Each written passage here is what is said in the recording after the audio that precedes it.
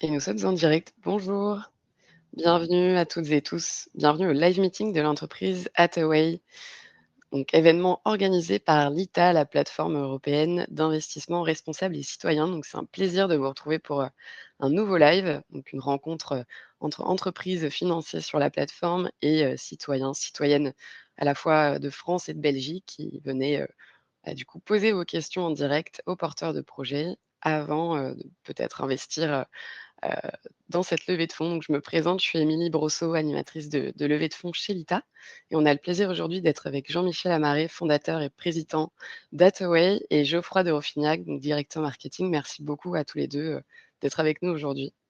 Bonjour. Bonjour. Donc bienvenue à toutes et tous. Le temps que tout le monde se connecte, je vous explique un petit peu l'outil pour ceux qui connaissent pas. Vous avez accès au chat en bas à droite de votre écran. Vous pouvez interagir. On a d'ailleurs, Isabelle qui nous dit bonjour, merci Isabelle et bienvenue. Vous pouvez interagir tout au long du live, dans cet onglet. Vous pouvez également poser vos questions dans l'onglet questions qui est vraiment, dédié à la deuxième partie de ce live où vous pourrez poser toutes vos questions en direct. On pourra y répondre.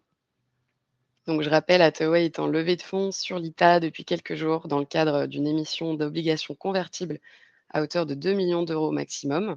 Donc la collecte vient tout juste de démarrer. Donc depuis ce matin, 10 heures, il est possible de souscrire des obligations Hathaway directement sur l'ITA, donc à 11% par an pendant 3 ans et c'est accessible à partir de 200 euros. Donc on a eu une première phase de précollecte, qui a duré, quelques semaines où nous avons, plus de 500 personnes, dont vous faites sûrement partie, donc à la fois en France et en Belgique, qui ont réservé leur investissement à hauteur de plus de 1 000 000 €. Donc la levée de fonds promet d'être rapide. Que je rappelle, la clôture des souscriptions est prévue à la fin du mois, et c'est maximum 2 millions d'euros, donc il y aura peut-être pas de place pour tout le monde. Donc voilà, n'hésitez pas à vous renseigner sur la page de la levée de fonds et surtout, dès maintenant à vous laisser inspirer par nos intervenants. Donc le programme de l'événement, c'est une petite heure. Là, il y aura une présentation de 15-20 minutes, par nos intervenants et on aura donc après notre moment, d'échange, questions-réponses.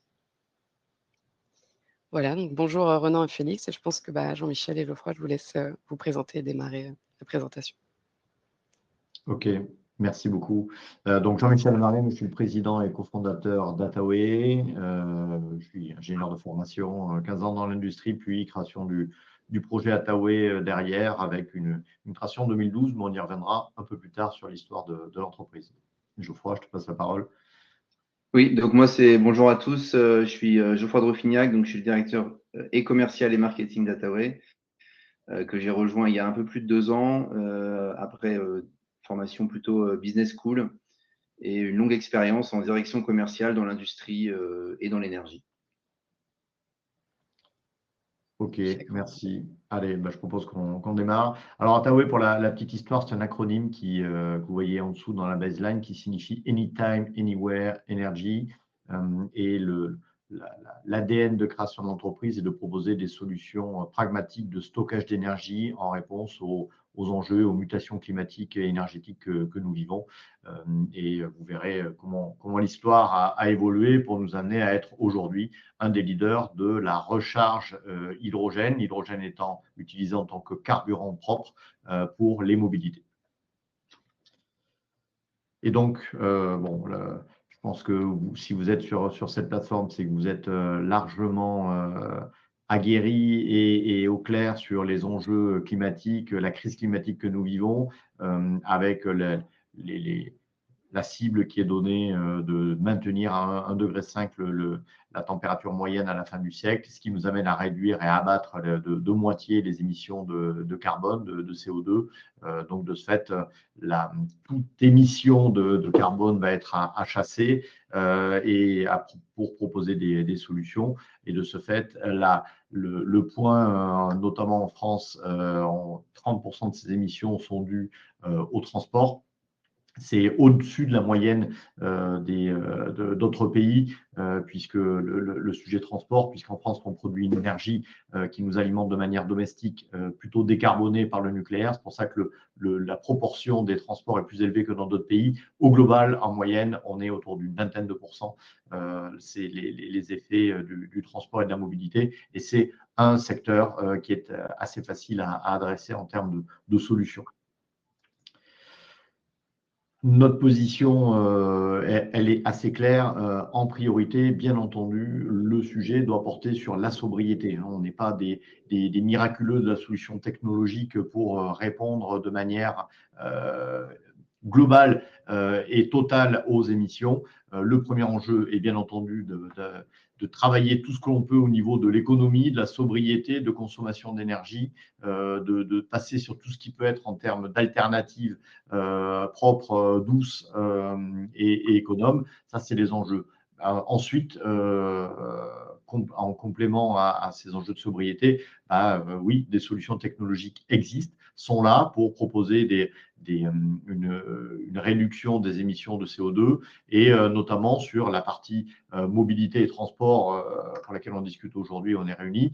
Il y a deux grosses solutions qui aujourd'hui sont complémentaires et amènent des réponses à la décarbonation des transports. La première sont les véhicules électriques à batterie qui sont très, très adaptés pour des véhicules plutôt légers et des trajets qui sont relativement courts, en tout cas en termes d'usage, des usages qui sont peu intensifs. Et puis ensuite, les véhicules électriques à hydrogène qui, eux, sont plutôt réservés sur des véhicules lourds et des usages intensifs de mobilité. Quand on parle d'usage intensif, on va parler de besoin de longue autonomie, de très forte disponibilité, d'adresser des lieux géographiques où il y a une topographie beaucoup plus accidentée, ou alors également au niveau climatique, des conditions climatiques, notamment de froid intense, qui amènent aussi à avoir les limites des autres technologies pour amener ces solutions. Donc, on est très clairement en complémentarité entre la batterie et l'hydrogène.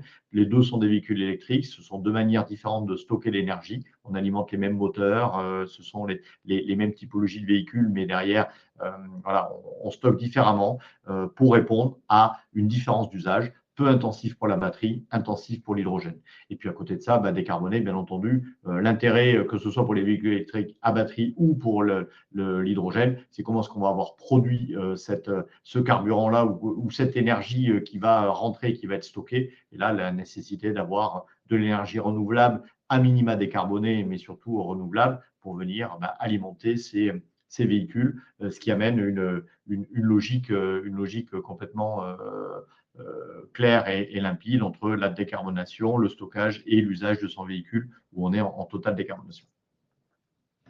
La mobilité intensive, qu'est-ce que c'est? C'est une mobilité que l'on retrouve à différents endroits. Ce qu'on appelle le on-road, c'est tout ce qu'on a sur nos routes, où là, on va retrouver bien entendu des véhicules lourds qui sont sur des très longues distances ou des véhicules lourds qui sont sur des plus courtes distances. Je pense aux camions, je pense aux autocars, je pense aux bus, je pense aux bennes à ordures, des véhicules qui eux, sont ont pas forcément une benne à ordures, emportent beaucoup d'énergie et utilisent de l'énergie pour venir compacter ces ordures. On ne va pas faire des centaines de kilomètres avec. Par contre, on consomme beaucoup d'énergie dans non pas le déplacement du véhicule, mais l'usage qu'a ce véhicule et ses spécificités. Mais on a également des véhicules légers qui peuvent avoir des usages très intensifs. Je prends l'exemple de taxis, par exemple. Il y a un millier de taxis qui sont déployés à Paris. Et en fait, sur des modèles qui sont le véhicule n'appartient pas à un chauffeur, mais appartient à une société. Et les chauffeurs tournent en 2/8, donc à des horaires très, très étendus de 6 heures du matin ou 5 heures du matin jusqu'à minuit le soir. Et là, on voit bien que l'intérêt de ces véhicules, c'est qu'ils soient disponibles en permanence. Et donc, on est bien dans un raisonnement qui n'est pas un raisonnement de typologie de véhicule, mais bien de typologie d'usage. Et vous voyez que là, sur la route, on balaye quasiment tous les véhicules qui circulent. Ensuite, il y a des applications off-road, où là, on n'est plus sur route, on est dans des cadres de chantier ou on est dans des entreprises, chariot élévateur pour des entreprises qui, eux, tournent en 3/8 et qui donc ont besoin aussi d'une disponibilité permanente, ou des engins de chantier qui, eux, ont besoin de beaucoup de puissance parce qu'ils ne font pas beaucoup de kilomètres, mais par contre, ils ont des tâches à accomplir qui nécessitent énormément de puissance et donc d'énergie stockée pour lequel l'hydrogène amène cette pertinence. Et puis ensuite, tout ce qui est hors de route, qui n'est pas forcément sur le sol. Je pense aux trains, alors qui eux sont sur des rails, mais le maritime et puis l'aérien, qui a également besoin d'énormément d'énergie stockée pour utiliser la puissance qui met en avant ces véhicules-là. Donc voilà tout le panel d'applications quand on parle de mobilité intensive pour lesquelles sont dédiés nos équipements et nos infrastructures. Donc, l'hydrogène est un carburant, c'est un carburant de la mobilité intensive. Il a exactement les mêmes qualités que les batteries et en fait, c'est une mobilité zéro émission puisque ce sont des véhicules électriques. Donc, aucune émission, maintien de la qualité de l'air au maximum, bien entendu un confort de conduite puisqu'il n'y a pas de bruit, il n'y a pas de vibration, donc c'est clair. Et ça amène en plus des avantages, cet hydrogène, par rapport à la solution batterie, notamment pour la mobilité intensive, une autonomie qui est accrue, puisqu'on est capable, dans un volume donné, à un poids extrêmement restreint, de stocker 2 à 3 fois plus d'énergie que ce qu'on pourrait avoir avec de la batterie, des temps de recharge et un accès à une puissance qui est très rapide, puisqu'on parle de l'ordre de quelques minutes. Une voiture, c'est 5 minutes pour récupérer 6 à 700 km d'autonomie. Un camion, c'est 10 à 15 minutes pour récupérer une autonomie qui est de plusieurs centaines de kilomètres également, entre 400 et 1000 kilomètres.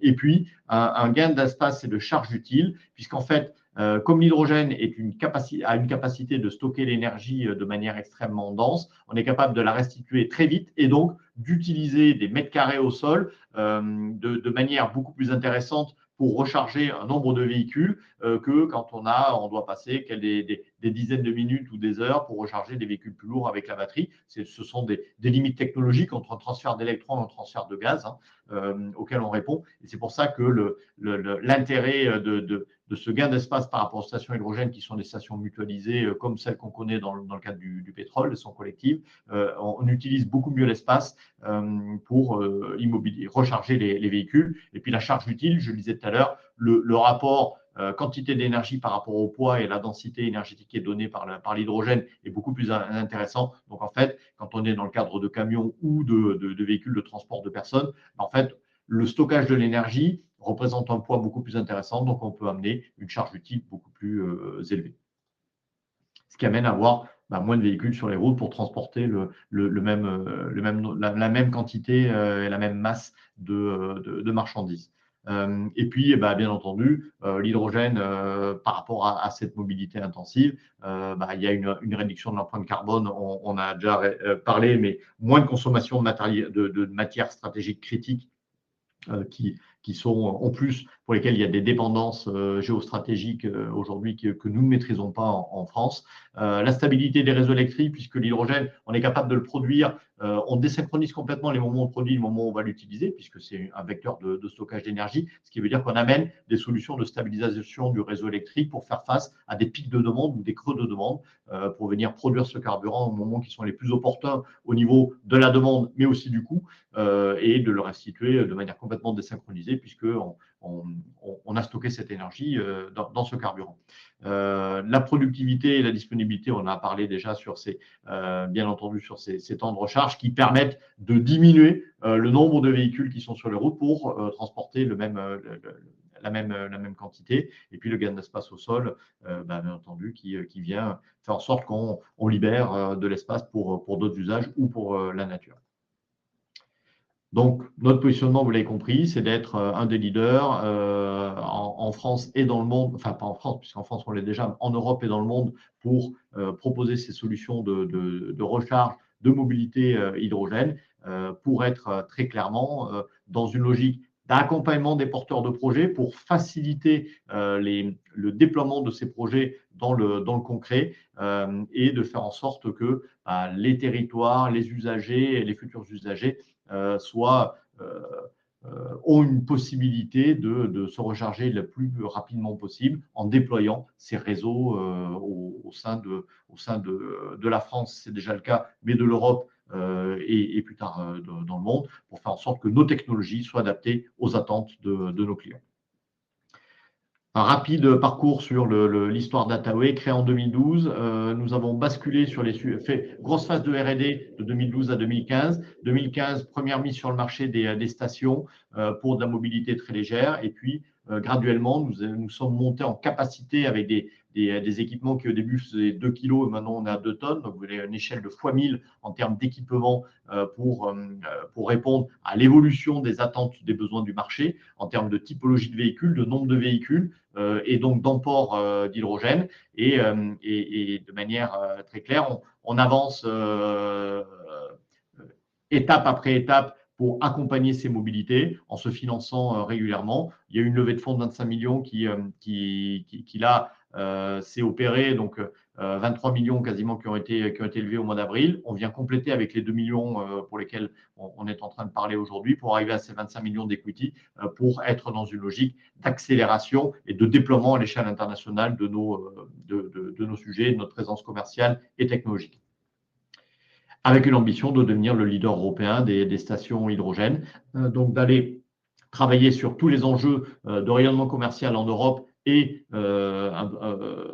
worldwide dans un deuxième temps, en travaillant une offre de services élargie pour faire en sorte que l'expérience de la mobilité décarbonée hydrogène soit la meilleure possible pour les usagers, et puis une logique interne d'excellence industrielle pour faire en sorte que la fiabilité de nos produits soit au rendez-vous des attentes de tous les usagers, avec une évolution de nos revenus que vous voyez en bas à gauche. Là, en 2022, 3 millions, 2023, 8,5, on était à 18 millions en 2024, donc on est sur une trajectoire extrêmement forte de croissance. C'est pour ça que cette levée de fonds est là pour venir accompagner cette montée en puissance et poursuivre cette montée en puissance de la mobilité et de l'entreprise. Et vous voyez également la montée en puissance de l'hydrogène qui a été distribué et qui est en cours de distribution sur cette année, où là, on passe des paliers très élevés chaque année. Et je vais passer la parole à Geoffroy sur la logique commerciale. Oui. Merci Jean-Michel. Du coup, rapidement, donc, on travaille avec des clients de toutes sortes, que ce soit des pétroliers, des énergéticiens, des porteurs de projets ou des fabricants de véhicules, que ce soit en France, en Europe ou, comme l'a dit Jean-Michel, à l'international. Donc aujourd'hui, Attaway est un acteur qui est plus que crédible. En France et en Europe, on est présent sur l'ensemble des appels d'offres et l'ensemble des consultations. On a à date un backlog pour l'année en cours de 10 millions d'euros, avec surtout un backlog de commandes à haute probabilité qui est assez important, à hauteur de 20 millions d'euros. Donc, ce sont des projets sur lesquels on est soit en négociation exclusive, soit on est plus qu'un ou deux pour lesquels la décision sera prise très prochainement. J'ai mis des exemples de clients et de projets. Donc, le client Impulsion, c'est un opérateur de stations-service en région Rhône-Alpes. On a déjà pour ce client 3 stations qui sont en opération, mais on a d'ici à fin septembre 4 nouvelles stations qui vont être mises en service. Et d'ailleurs, on a cet après-midi dans la ville d'Annecy l'inauguration de l'une d'entre elles. Donc, c'est juste pour dire que ce sont des projets qui sont en ce moment. Dynamics, donc c'est une filiale d'EDF. On a été awardé pour un projet qui s'appelle Vallée Sud Grand Paris, donc qui est à Paris, et qui sera la plus grande station hydrogène en Europe. Donc, une station qui distribuera jusqu'à 2 tonnes par jour d'hydrogène pour les applications bus et bennes à ordures. Après, j'ai cité d'autres clients comme Bretéché, qui est un franchisé du groupe Avia, ou GCK Energy, qui est un fabricant de véhicules en rétrofit pour les applications hydrogène. Comme l'a dit Jean-Michel déjà, on s'appuie sur 2 principaux piliers dans la commercialisation. Le premier, c'est le produit, évidemment, puisqu'on vend à nos clients un CAPEX. Donc, un CAPEX, c'est une station. Je crois que dans la slide d'après, on expliquera à quoi ressemble une station hydrogène, mais globalement, on a une gamme de produits qui nous permet de nous positionner sur l'ensemble des projets, que ce soit des projets avec des distributions relativement faibles, mais aussi des projets à forte valeur, comme je citais sur le projet Vallée Sud des stations de 2 tonnes. Une station-service hydrogène, ça ressemble beaucoup à une station-service carburant classique, avec une zone technique et des dispensers qui permettent de recharger les véhicules.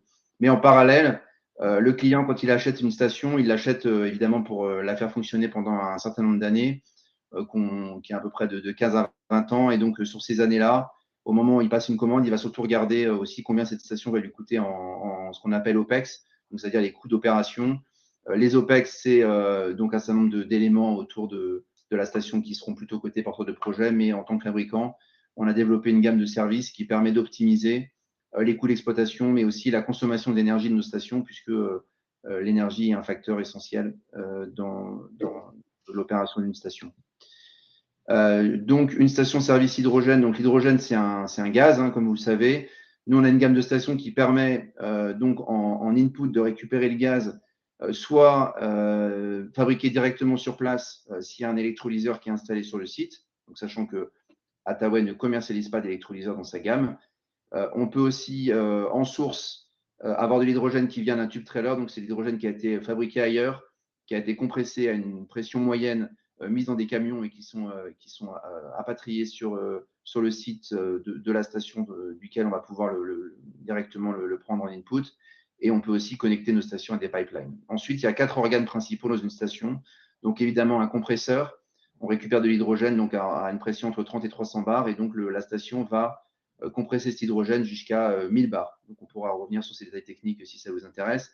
Ensuite, on a un stockage intermédiaire qui permet à la station de délivrer en permanence et non pas de dépendre toujours du fonctionnement et du débit du compresseur.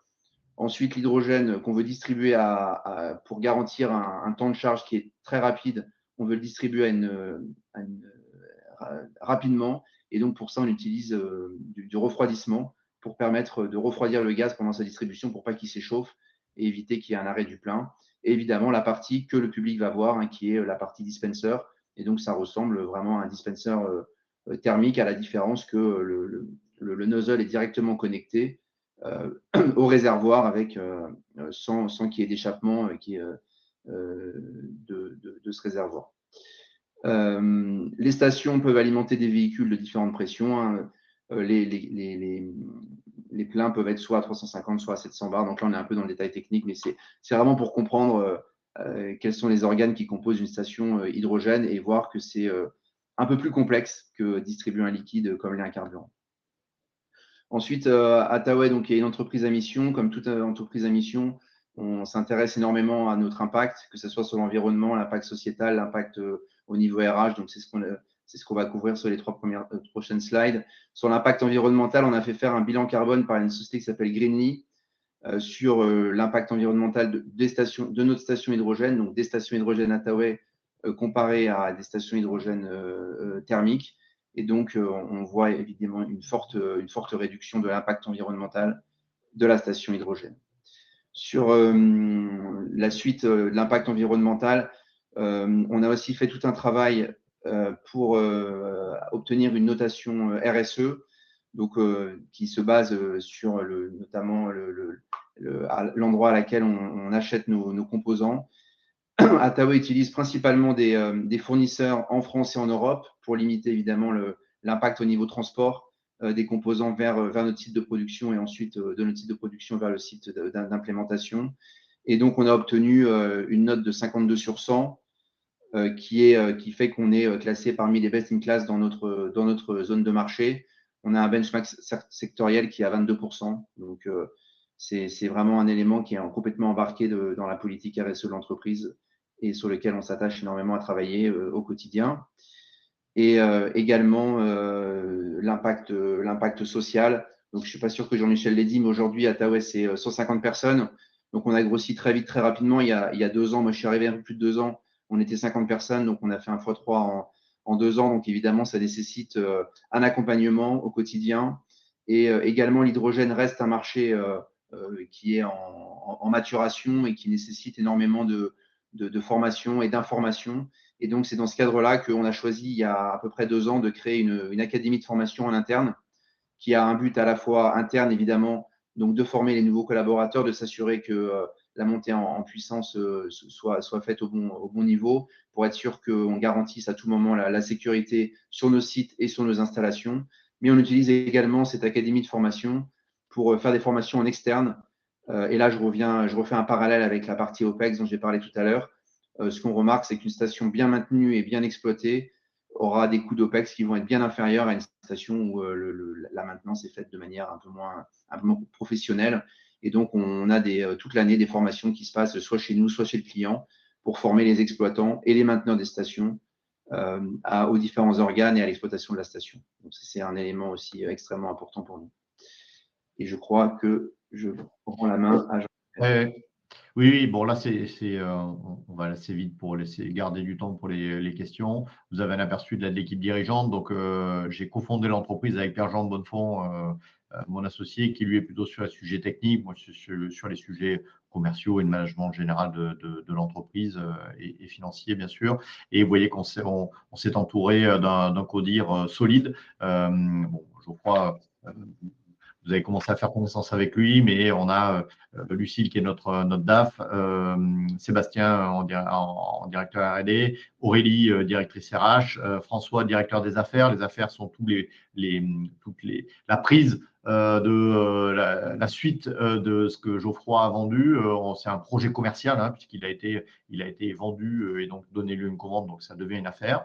C'est François qui est en charge de mener à bien ces affaires pour l'entreprise. Et puis Thierry, qui est le directeur industriel, qui lui est en charge en interne de toute la fabrication, les tests et la qualification des équipements avant qu'ils partent chez nos clients. Donc, vous voyez, une équipe solide autour des deux fondateurs pour assurer cette croissance qui, comme vous l'avez vu, en termes d'effectifs, en termes de revenus, en termes de stations déployées, en termes de développement de technologie, est extrêmement soutenue. Voilà, donc ce qui est à retenir hein, d'Ataoé, et on en est au bout de la présentation avant de passer aux questions, c'est que très clairement, nous sommes dans la proposition de solutions concrètes, pragmatiques pour répondre à l'urgence climatique, après avoir mis en œuvre toutes les solutions de sobriété qui sont nécessaires, bien sûr, qu'on a un savoir-faire industriel parmi les meilleurs du monde, qui est Made in France et qui s'appuie sur deux gros axes. Hein. Le premier axe, c'est l'axe commercial, bien définir les besoins de notre client. Et le deuxième, c'est l'axe industriel, de la R&D, développer des produits et la capacité à fabriquer des produits qui sont le meilleur niveau de qualité et de sécurité, bien entendu. J'en parle pas, mais c'est évident qu'on n'a aucune négociation avec les sujets de sécurité. Donc, meilleur niveau industriel pour fabriquer en lien avec les besoins des clients et donc en permanence d'avancer sur ces deux jambes, bien comprendre les attentes, bien proposer des solutions qui répondent à leurs besoins, solutions technologiques et solutions de service. Donc, c'est ça qui fait qu'on est aujourd'hui dans cette forte croissance et leader français qui se projette au niveau européen. Pour répondre aux enjeux d'intensité, mais j'ai vu qu'il y avait une question sur l'intensité, donc on y reviendra des transports, et très clairement de répondre à ces attentes d'avoir une mobilité décarbonée qui va concerner tous les types de véhicules, des véhicules particuliers plutôt à batterie, en typologie batterie, parce que des usages assez peu intensifs. On peut l'avoir de temps en temps pour des grands déplacements de vacances, mais c'est vraiment sporadique et ponctuel l'année. Par contre, pour les professionnels, très clairement, là, on est sur des besoins qui sont tout au long de la semaine et de l'année de répondre à ces enjeux. Et donc, c'est d'amener ces solutions concrètes pour alimenter tous ces types de véhicules. Je vous remercie. Et donc, très clairement, en investissant chez nous, on réduit, vous investissez dans la réduction des enjeux, la décarbonation des transports et une souveraineté technologique, industrielle et énergétique française, puisqu'on dépend peu de matières premières sur lesquelles on n'a pas la main au niveau géopolitique. On est au meilleur état de l'art au niveau mondial dans les produits que l'on propose, avec une capacité et une maturité pour se projeter en Europe et au-delà. Donc, c'est ces enjeux-là de souveraineté pour valoriser tous nos savoir-faire et nos savoir-faire industriels et de recherche et bien entendu commerciaux dans lesquels vous allez investir en rejoignant le projet Ataoé sur l'ITA. Et je vous remercie de votre attention. Merci à vous. Merci à tous les deux pour cette présentation très complète.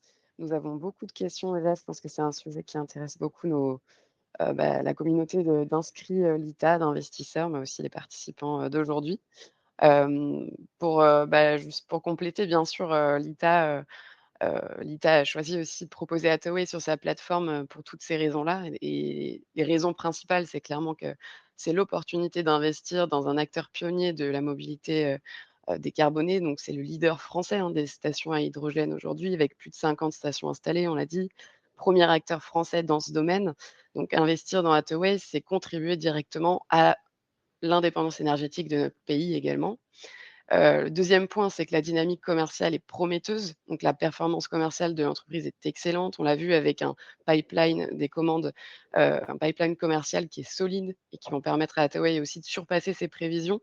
Donc ça, c'est nos analystes, hein, qui ont identifié aussi ces points-là, en plus bien sûr, des échanges avec Hathaway. Donc cette dynamique, elle laisse présager l'atteinte de la rentabilité dès cette année, ce qui est un élément aussi rassurant pour, la capacité à régler les intérêts et le remboursement des obligations, auxquelles vous allez souscrire.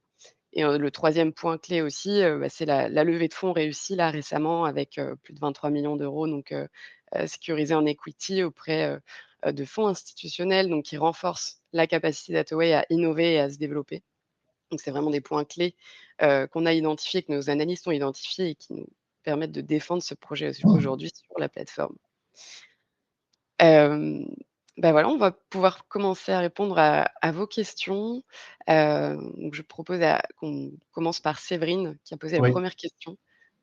Pourquoi l'hydrogène est particulièrement pertinent pour la mobilité intensive? Alors pour plusieurs raisons, l'idée, on y était tout à l'heure, sur un premier mobilité intensive, il y a différents aspects. L'aspect de la disponibilité du véhicule, et son autonomie, donc le temps de recharge permet une disponibilité très forte puisqu'on parle de quelques minutes, donc le véhicule est très, très peu immobilisé pour se recharger. Le rayon d'action, on parle de centaines de kilomètres, 600 à 700 pour une voiture, de 400 à 1000 pour des camions. On est sur 400 à 500 kilomètres pour des cars qui font les liaisons interurbaines sur autoroute. Et une densité de stockage avec un effet de poids, de masse et de volume qui est occupé, qui n'est pas dépendant de la quantité qu'on veut stocker, puisque si vous stockez 2 fois plus d'énergie, ben vous allez peut-être avoir 10% de plus en termes de masse, alors que sur la batterie, ben on voit qu'on est sur, vous voulez stocker 2 fois plus d'énergie, ben 2 fois plus de masse et de volume. Donc très concrètement, sur des usages qui nécessitent beaucoup de puissance et beaucoup d'énergie, comme les véhicules lourds, mais aussi les véhicules qui sont sur des tractopelles, des engins de chantier qui nécessitent beaucoup de puissance, ben là on est sur on n'est pas désavantagé par le poids, la masse de la batterie qui stocke. Et puis, pour le transport de marchandises, bah là, on peut transporter la charge utile pour mettre des marchandises est très peu empiétée par les systèmes hydrogène par rapport à des systèmes batterie où là, on va enlever des tonnes. Et donc, si vous avez 2 tonnes ou 3 tonnes de batterie pour un camion qui fait 44 tonnes, globalement, vous commencez à l'amputer presque une dizaine de pourcents de sa charge utile. Donc, tous les 10 camions, on est obligé d'en mettre un 11e sur la route pour transporter la même quantité d'énergie. Donc, c'est pour ça que l'hydrogène est très, très adapté à la mobilité intensive. Merci pour vos réponses. Séverine, n'hésitez pas à nous dire dans le chat si c'est clair pour vous. On a une autre question donc de Bernard. On parle beaucoup d'Hathaway comme repreneur potentiel de McPhy. Hathaway a-t-elle les moyens financiers et humains pour une telle opération? Alors du coup, je crois que Ouais. l'opération a eu lieu en 2024. Oui, alors on a repris en 2024 l'activité station de McPhy, mais en effet, McPhy qui part en liquidation judiciaire, et Bernard l'a bien vu, c'est de ça dont il parle. Il a été dit dans la presse qu'en effet, on se positionnait avec une offre de reprise. On n'a aucune ambition de reprendre l'activité électrolyseur de McPhy, mais il est resté une partie d'équipe qui faisait partie encore que McPhy avait gardé pour finir les travaux qu'ils avaient à faire sur quelques stations qui n'étaient pas encore finalisées. Donc l'idée est de venir récupérer ces personnes-là, donc toujours sur l'axe station, pas du tout sur l'axe électrolyse. Puisqu'en effet, on n'aurait pas les moyens humains et financiers de reprendre ça, et c'est surtout pas notre ambition, notre volonté. L'hydrogène vert, à peine à dire, si les gisements d'hydrogène blanc sont confirmés en Lorraine.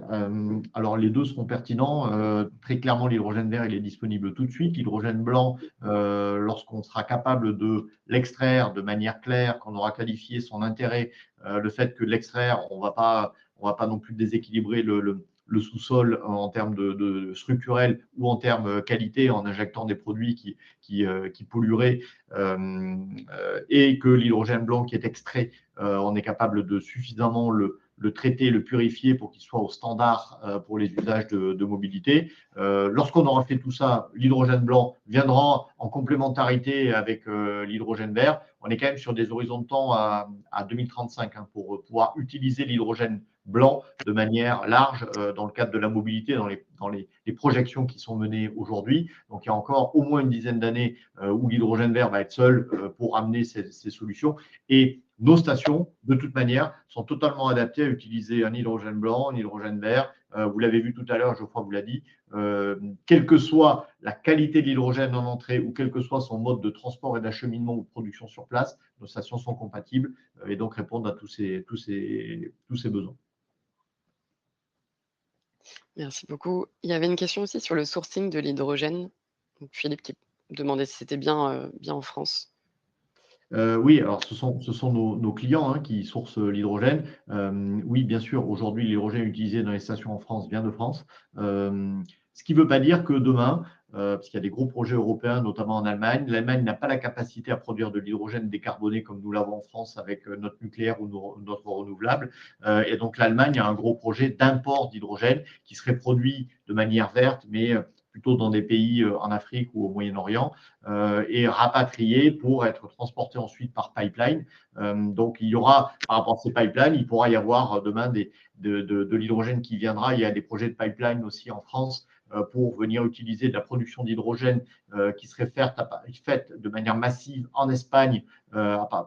Pourquoi l'Espagne? Parce qu'il y a de gros endroits désertiques et donc du foncier disponible. Et il y a une énorme irradiation solaire, beaucoup plus que ce qu'on peut connaître en France sur la période de l'année. Donc, il y a aussi des projets pour qu'il y ait de l'import à moyen long terme d'hydrogène pour répondre à tous les besoins de décarbonation, parce qu'on va décarboner la mobilité, mais aussi l'industrie avec de l'hydrogène décarboné. Donc, de ce fait, à date, oui, l'hydrogène est sourcé en France, mais dans le futur, il pourra venir d'autres endroits. L'important, c'est qu'il soit produit de manière décarbonée et qu'on ne vienne pas carboner cet hydrogène avec les modes de transport qui seront utilisés.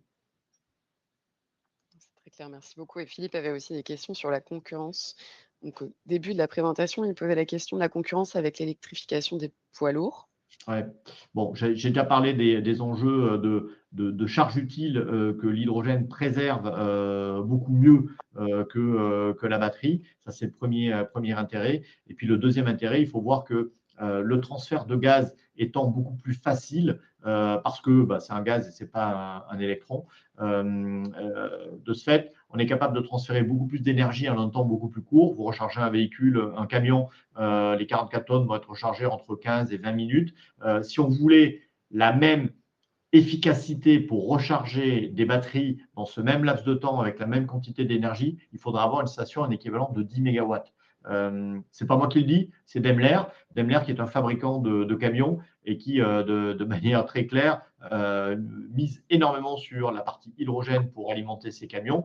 10 mégawatts, une station pour recharger un camion, 10 mégawatts de raccordement électrique. Je vous laisse imaginer qu'en amont, le renforcement du réseau qu'il faudrait faire pour alimenter des stations, c'est une petite ville, 10 mégawatts.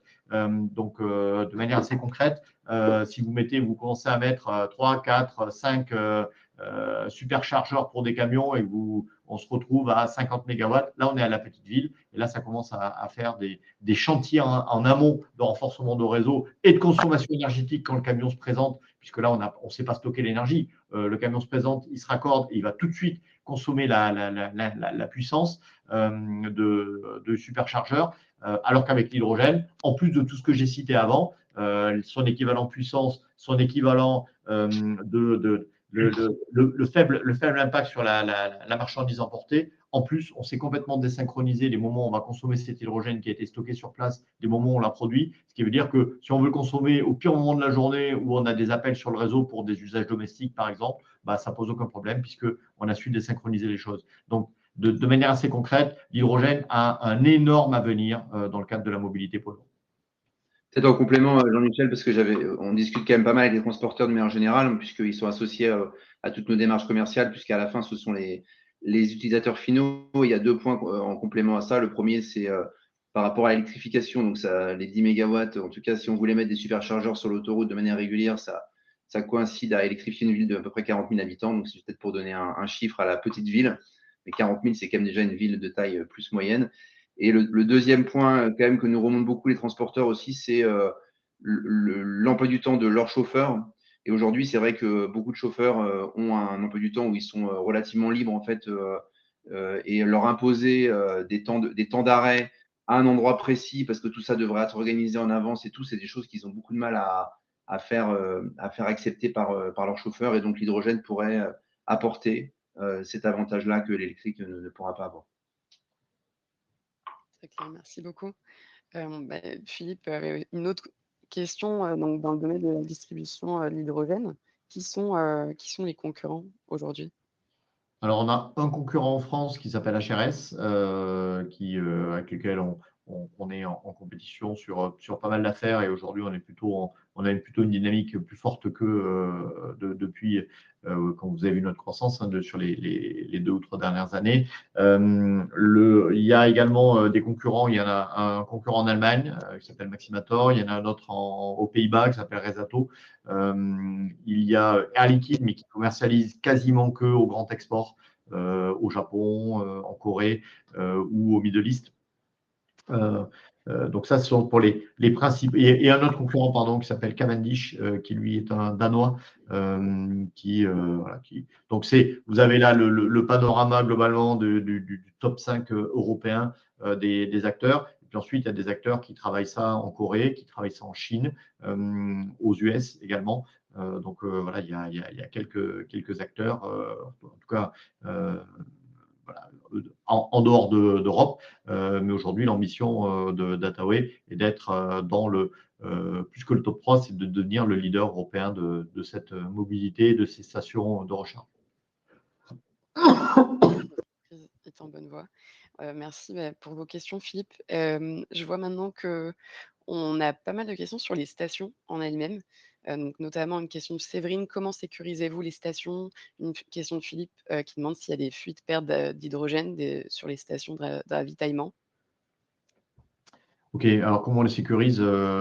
Déjà, donc, on conçoit ces stations et au tout début de l'histoire, quand il y avait le panorama et on est passé rapidement sur d'où on vient. En 2014, on a travaillé avec Air Liquide sur les sujets de sécurité de nos équipements, pour avoir leurs avis, avoir une contre-expertise des solutions de sécurité qu'on mettait en œuvre.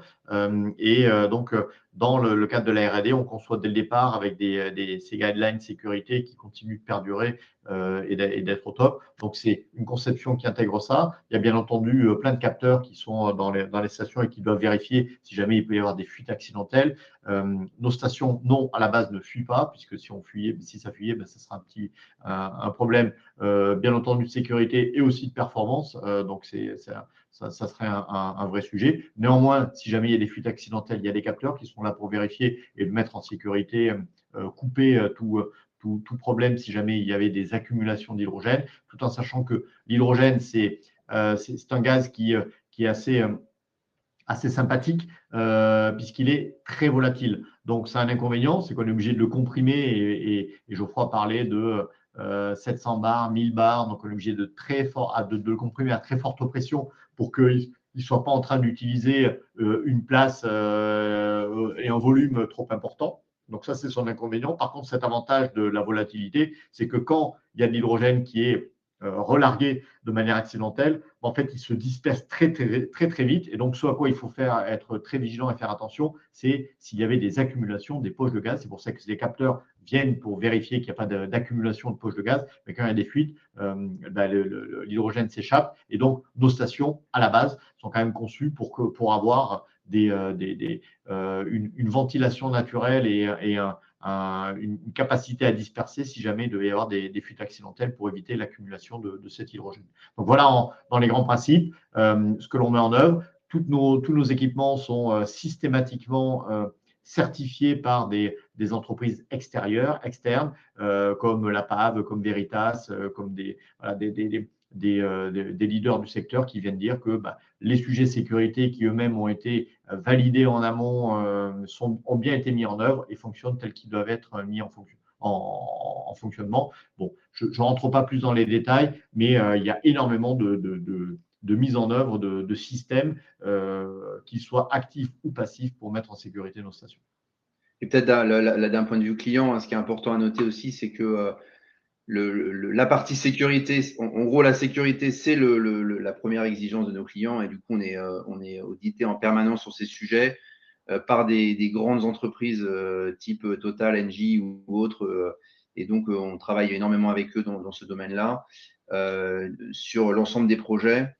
Qu'on est soumis aussi à un certain nombre de normes hein, qui sont très strictes, donc qui nous aident aussi à améliorer la sécurité des stations et notamment en travaillant beaucoup sur ce qu'on appelle le layout, hein, c'est savoir à quel endroit on va disposer les équipements pour, en cas de problème, évidemment c'est quelque chose qu'on ne souhaite pas, mais en cas de problème, on travaille beaucoup sur l'impact que pourraient avoir ces événements-là avec une analyse très précise des risques. Et donc, au-delà de la station elle-même, c'est plutôt l'ensemble du projet qui est drivé vraiment avec cet objectif numéro 1 de sécurité. Ouais. Et le point sécurité est un point qui est pris bien entendu au plus haut niveau. Et comme je l'ai dit rapidement tout à l'heure, que ce soit mon associé ou moi, on a fait 15 ans dans l'industrie et dans des grands groupes avant, des grands groupes pour lesquels la sécurité était mise au plus haut niveau de priorité. Et que ce soit Pierre-Jean ou moi, dans une de nos expériences professionnelles dans ces 15 ans dans les entreprises, on a été responsable sécurité industrielle. Donc on voit bien ce sujet, il a été dès le départ dans la création d'Ataol. C'est très clair, merci beaucoup. C'est assez rassurant. Et il y a une question notamment sur la stratégie de déploiement des stations d'Atoway en Europe. Est-ce que vous pourriez nous en dire un peu plus dans les années à venir, ce qui est Ouais. prévu? Je te laisse prendre le point, Geoffroy. Oui, oui. Donc le déploiement en Europe, évidemment, c'est un des points principaux, un des trois piliers de la stratégie d'Ataway sur sur les années à venir. Hein. Et donc aujourd'hui, déjà, ce qu'on a, c'est il y a 2 ans, on a ouvert un bureau en Espagne, donc à Madrid, sur lequel on étudie les marchés plutôt Europe du Sud, donc Italie, Espagne et Portugal. On a ouvert au début de l'année un bureau aux Pays-Bas, donc qui est basé à Eindhoven, duquel on travaille sur les pays Belgique, Pays-Bas, Luxembourg, Allemagne et Royaume-Uni. Et donc, en parallèle de ça, aujourd'hui, on a en transverse dans l'entreprise un projet qui est mené à très haut niveau, hein, dont l'ambition est clairement de se déployer à l'échelle européenne de manière accélérée. Et pour ça, ce qu'on veut faire, c'est sur les zones sur lesquelles on est déjà présent, continuer à accentuer le déploiement commercial, mais aussi tout ce qui va avec, c'est-à-dire vendre une station à l'international, c'est pas forcément la chose la plus difficile. Le plus compliqué, c'est surtout le projet qui va avec.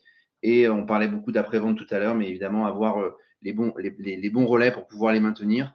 Et donc, on est en train de travailler sur ces sujets de manière très, très intense. Et donc, on a déjà des partenaires en Belgique, en Allemagne, en Espagne, sur lesquels on peut s'appuyer pour ce déploiement. En parallèle, toujours dans le cadre de ce projet d'accélération, on est en train d'étudier de manière assez importante une troisième zone, donc qui serait la zone de l'Europe de l'Est. On a identifié une liste de 7-8 pays sur lesquels on estime qu'il y a un marché et qu'on a une belle valeur à apporter.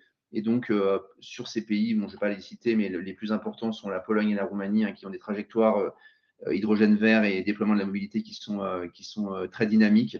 Donc, sur ces pays-là, ce qu'on veut, c'est assez rapidement être en capacité d'avoir un bureau en local et donc de pouvoir rencontrer, adresser et déployer notre force sur l'ensemble des clients de ces zones. Au-delà de l'Europe, évidemment, on ne veut pas s'arrêter à l'Europe. Hein, les marchés, il existe en dehors d'Europe beaucoup de marchés très dynamiques aussi autour de la mobilité hydrogène. On pense notamment à l'Asie, hein, Japon, Corée, on en parlait tout à l'heure, également à l'Amérique du Nord. On est plus à regarder le Canada que les États-Unis où évidemment l'arrivée de Trump a un petit peu ralenti cette dynamique. Également l'Amérique du Sud avec des pays comme le Brésil ou le Chili qui ont des ambitions assez importantes dans ces domaines-là. Et pour finir, le Moyen-Orient avec des pays tels que les Émirats arabes unis ou l'Arabie saoudite qui travaillent aussi sur des projets. Donc aujourd'hui, on est en ordre de bataille. Moi, personnellement, j'ai des expériences très, très importantes et longues à l'international. Donc, c'est des sujets que j'ai eu l'occasion de beaucoup travailler dans le passé. Et donc, l'idée, c'est vraiment d'accompagner l'entreprise en profondeur pour à la fois vendre les stations à l'international, mais également être capable derrière de les déployer et de les maintenir. Très clair. Et est-ce que, il y a une question de Vincent, est-ce que l'État français, même du coup au niveau peut-être de l'Europe, est-ce qu'il y a un plan spécifique de soutien de la filière hydrogène pour les années à venir, qui viendrait soutenir votre stratégie aussi de déploiement? Oui, il y a une stratégie nationale hydrogène révisée qui a été publiée il y a un mois et demi maintenant, qui renouvelle l'intérêt dans le cadre de la mobilité lourde et intensive. Et donc, oui, il y a des accompagnements qui sont faits. Notamment, il y a une, un règlement européen qui s'applique aux États qui vise à déployer tous les 200 km une station sur les grands axes de transport, autoroutiers ou routiers. Donc, elle s'applique et elle va s'appliquer en France. Et il y a également des incitations qui sont mises en œuvre pour venir compenser le surcoût actuel de la production d'hydrogène vert par rapport à l'hydrogène carboné. Donc ça, c'est un premier mécanisme de production qui est supporté par l'État. Il y a un autre mécanisme qui s'apparente un peu au crédit d'énergie qu'on appelle l'IRIC, qui est en fait comment est-ce qu'on prélève une taxe sur les carburants carbonés, donc le pétrole et gaz naturel aujourd'hui, pour venir aussi gommer le surcoût de carburants décarbonés pour aider à amorcer la montée en puissance et en volume de ces carburants-là, avec une mise en œuvre qui doit être faite janvier 2026 et qui est travaillée depuis un moment maintenant. Donc, voilà, il y a des accompagnements spécifiques. Il y a bien entendu les accompagnements sur les véhicules décarbonés, qu'ils soient à véhicules à batterie ou véhicules hydrogène, donc les véhicules électriques, où il y a un soutien de l'État qui est fait pour des véhicules légers, mais qui est également ciblé sur des véhicules plus lourds et plus intensifs en termes d'usage. Donc, voilà, il y a dans cette panoplie d'outils utilisés par l'État, certains ne pèsent pas d'ailleurs forcément sur les finances de l'État. Hein, quand je parlais des crédits environnementaux ou énergie tout à l'heure. Donc, comment est-ce qu'on prend une taxe sur les produits pétroliers ou gaziers pour aider l'émergence de la mobilité décarbonée, batterie ou hydrogène, ça ne pèse pas sur le budget de l'État, c'est des prélèvements avec des vases communicants entre les produits pétroliers et les produits décarbonés. Merci beaucoup, très clair. On a une question de Philippe qui rebondit sur le sujet de la concurrence tout à l'heure, qui demande en fait quels sont les facteurs différenciants qui appuieraient l'objectif de leadership européen d'Atoway. C'est notre expérience et nos produits et nos services. C'est-à-dire, comme je le disais tout à l'heure, depuis le début de l'histoire, nous avançons sur deux jambes. Une jambe, définir les besoins et être présent commercialement pour coller aux besoins du marché, et une autre qui est la R&D, puisqu'aujourd'hui, on a une quarantaine de personnes qui travaillent en R&D sur les 150.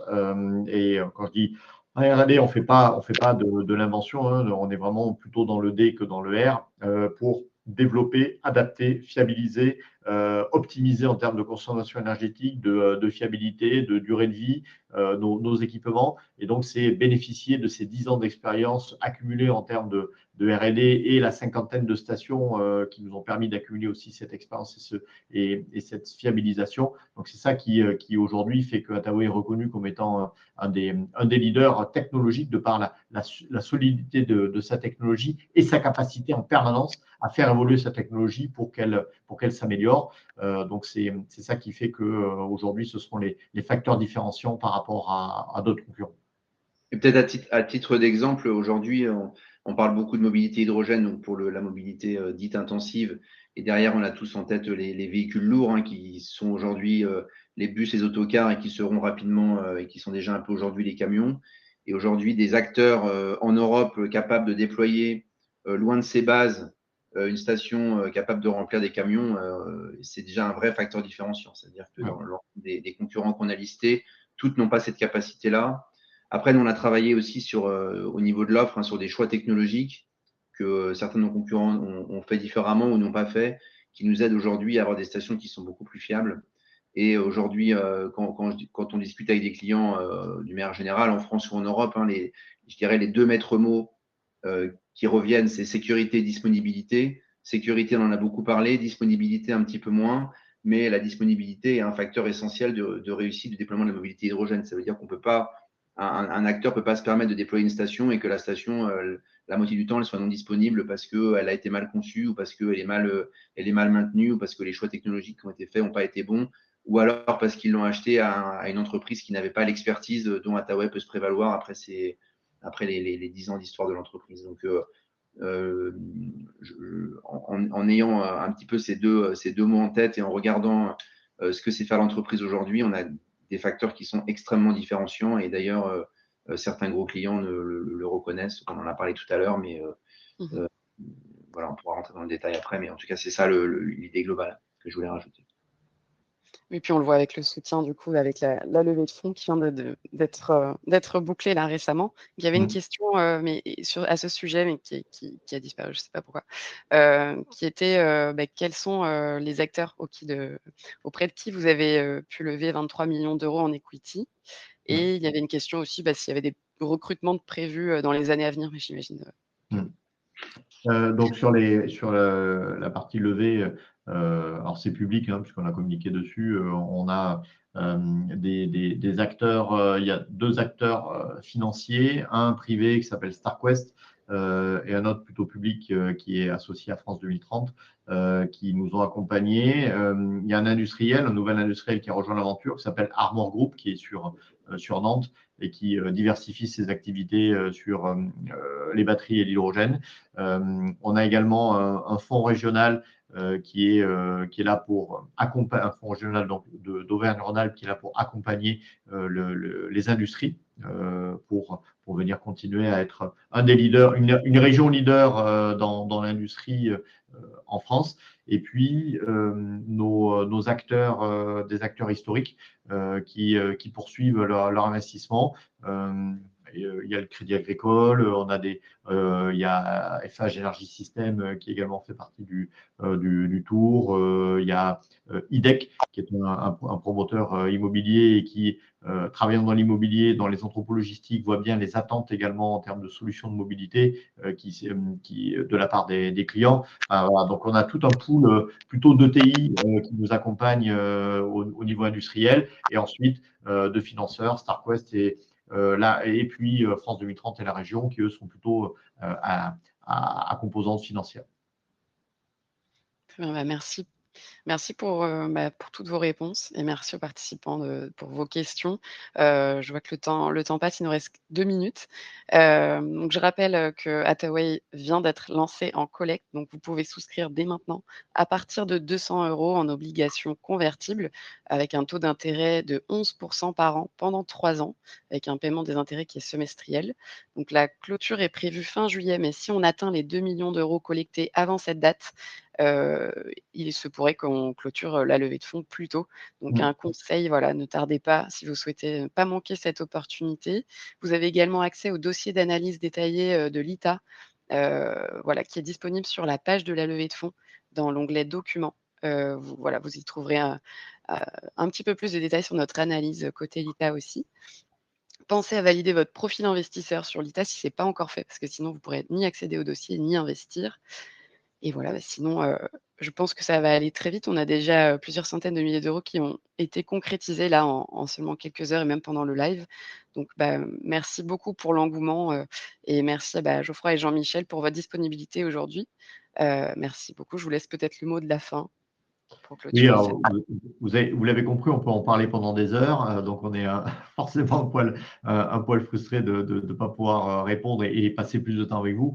On sera ravis derrière voilà, de vous faire découvrir l'entreprise et de faire en sorte que vous puissiez participer à cette aventure exaltante de la transformation de la mobilité et d'agir très concrètement face aux enjeux climatiques pour lesquels on doit amener des réponses. Là, on le vit tous en ce moment de par les enjeux, la canicule qui nous tombe dessus. Ça n'est qu'un effet, mais voilà, observable, mais on est bien là, donc il faut amener des réponses vite et pertinentes. Donc c'est ce qu'on fait. Merci beaucoup et à très bientôt. Au revoir. À très vite. Merci. Au revoir.